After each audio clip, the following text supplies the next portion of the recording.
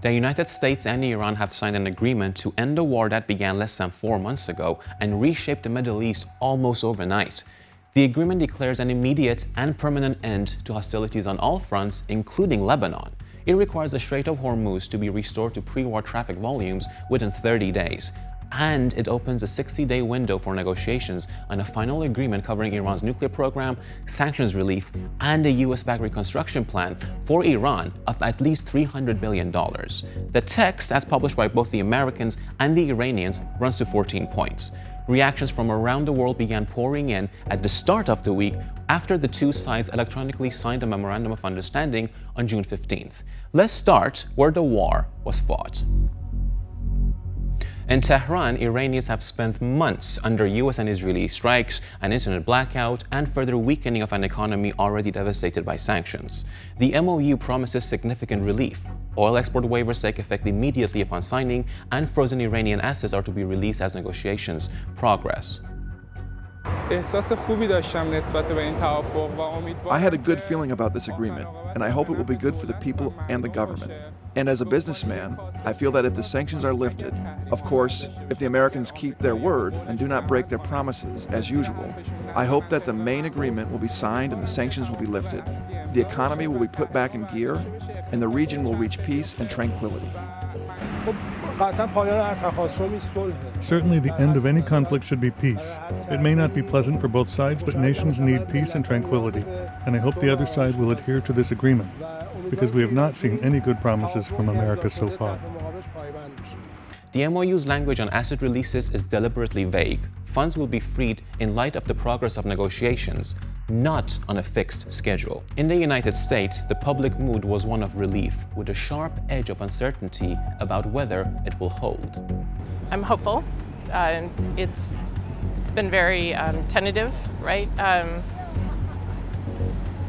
Economically, it's important, and on the world stage, it's also important for relationships between all of the countries and world peace.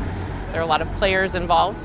I'm always worried that someone will change their mind or something will happen to negate the peace deal. The price of gas affects so many things. The price of living depends on the price of gas, and in the long term, those things are worrying. As a veteran, it's relieving to hear that we've got a peace deal and that I don't have to worry about any of my friends being sent over or anything like that. Just hearing that is very relieving, I would say. The economic question, gas prices, the cost of living, is at the center of concern for many.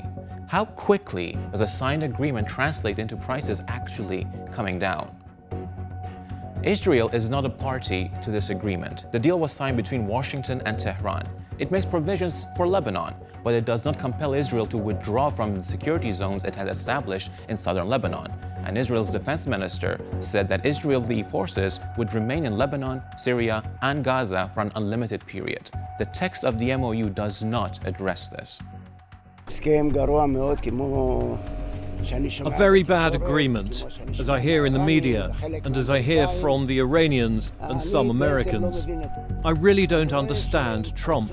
On the other hand, we went to war with them, and I see that they're essentially moving forward, and in my opinion, they have won. They will receive funds, the regime will not fall, and in my opinion, it's a catastrophe. On one hand, we want to have quiet and to return to normalcy, just live in this amazing place, continue working, lead a regular lifestyle, and have peace. On the other hand, I think the agreement that is taking shape is not to our benefit. I don't believe Iran will honor the agreement. I don't truly believe that Hezbollah will disarm. I don't think Israel has lost out in this deal. I think that Trump has done some great thinking about this whole situation, has had his own motives behind this deal, and I think that sometimes Israel needs to take a step back and let Trump actually take control. For the Gulf Arab states, the overriding emotion was relief, but it is relief of a specific kind, the relief of countries that were not passive bystanders to this conflict. Iran targeted Gulf infrastructure deliberately as part of a strategy to raise the cost of war on the United States by going after its regional partners and bases. Kuwait took strikes, Saudi installations were hit. These are the countries whose airspace closed, whose trade routes collapsed, whose citizens spent months calculating how close the fighting might come. Thank God, it's a breath of fresh air. Flights had been suspended, trade had declined. God willing, the whole Gulf is relieved and happy about this positive development. There were skirmishes between the US and Iran. The situation was bad. But now, after the agreement, we feel positive. I hope this positivity will develop in the future and there will be more peace in the region. God willing, an agreement will be reached, God willing. And the crisis will be resolved, God willing. Not every capital is greeting this deal with relief. Look at this chart. In January 2026, the month before the war, Russia's fossil fuel export revenue stood at 464 million euros per day, the lowest figure since the full-scale invasion of Ukraine began. Then the war started. By March, revenues had jumped 52% in a single month to 713 million euros per day, the highest in 2 years. By April, they climbed further still, 733 million euros per day, the highest in 2.5 years. Not because Russia was selling more oil, export volumes actually fell in April. Russia was simply selling at higher prices because the Persian Gulf was at war, Hormuz was closed, and the world was paying a premium for every barrel it could find. The Strait reopening ends that premium. Iranian oil, currently sanctioned, comes back to a global market that is thirsty for oil. Which brings us to the question that connects all of this. From the pump prices worrying an American biology teacher, to the freight costs hitting a Kuwaiti trader, to the sanctions relief an Iranian businessman is still waiting for. The Strait of Hormuz is reopening, but when does the world that runs on energy that passes through it return to normal? Ariel Cohen, senior fellow at the Atlantic Council, explains what we can expect in the coming months.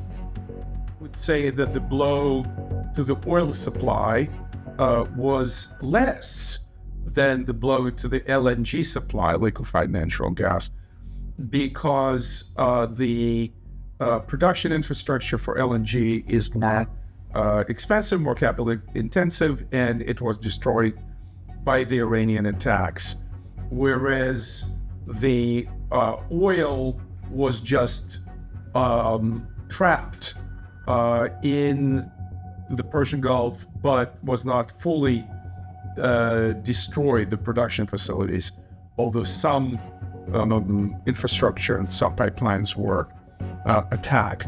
So bottom line, till the end of this year, maybe early next year, the oil supply will be fully restored, and then depending on the global supply and demand situation, the prices will be probably by the end of this year within the higher 60s, lower 70s range, like we already saw oil testing the $72 range. With the LNG, it's more difficult because there was more destruction initially. Qatar, the main exporter, said that they will not be able to fully restore the production capability until 2020. They will not be able to restore the production capability for 5 years. Now they're talking about 2028, maybe early 28, to fully restore the LNG. So generally speaking, there's a shortage of LNG. Everybody is trying to switch from coal to gas, be it pipe gas or LNG, because it's a cleaner burning fuel, it's an effective fuel, and now it became a globally shipped fuel. And what about fertilizers? The ones who gained from this disruption, of course, were Russia and Belarus that are producing large amounts of fertilizer. But basically, the moment the supply is restored, there will be ample raw material supply for fertilizer.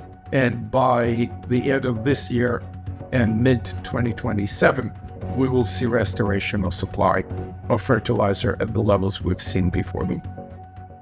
So, oil by the end of the year, LNG by 2028. Fertilizer somewhere in between. The war lasted 4 months. The recovery will take significantly longer.